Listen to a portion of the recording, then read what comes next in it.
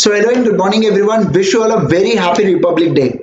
आज हम लोग बात करेंगे इस छोटे से वीडियो के अंदर कि आखिर हम लोग रिपब्लिक डे सेलिब्रेट क्यों करते हैं, why we celebrate Republic day.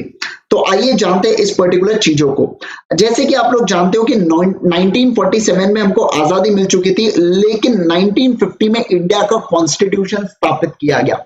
मतलब सर 1947 से लेकर 1950 में एक ड्राफ्टिंग कमेटी आई थी। वो ड्राफ्टिंग कमेटी जैसे डॉक्टर बी आर आम्बेडकर जी उसका हिस्सा थे। उसके बाद अगर मैं बात करूं आपके साथ, डॉक्टर राजेंद्र प्रसाद जी उसका हिस्सा थे।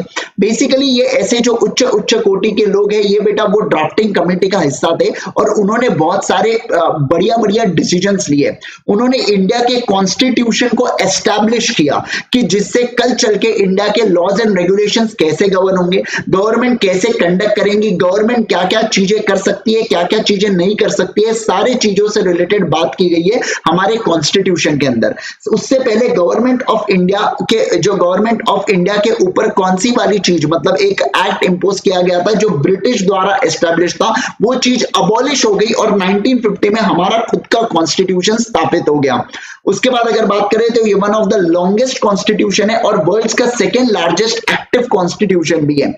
अगर ये क्या क्या बताता है, ये बताता है पावर, ड्यूटीज, प्रोसीजर्स, गवर्नमेंट क्या कर सकती है, गवर्नमेंट क्या नहीं कर सकती है। एक सिटीजन, भारत का सिटीजन जो है, जो इंडिया का सिटीजन है, उसके फंडामेंटल राइट्स क्या है, ये सारी सारी चीजें बताता है हमारा कॉन्स्टिट्यूशन। इसलिए तो बोला जाता है कॉन्स्टिट्यूशन एक सुप्रीम अथॉरिटी है जिसके अंतर्गत ही सारी अथॉरिटीज आती है। इनफैक्ट हम जितने भी लॉज या जितनी भी हम लोग चीजें देखते हैं ना, सारे के सारा पूरा के पूरा सिस्टम कॉन्स्टिट्यूशन के अंतर्गत ही आता है, क्योंकि कॉन्स्टिट्यूशन से बाहर कोई चीज कभी भी वैलिड नहीं होती है।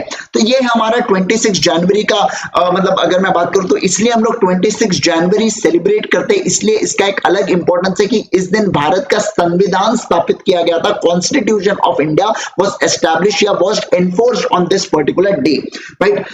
तो ये चीजें है बेटा। होप सो आपको ये पूरी चीजें अच्छी लगी हो, आपको ये चीज नहीं लगी हो और आपको कुछ एक्स्ट्रा इंफॉर्मेशन प्राप्त हुई हो।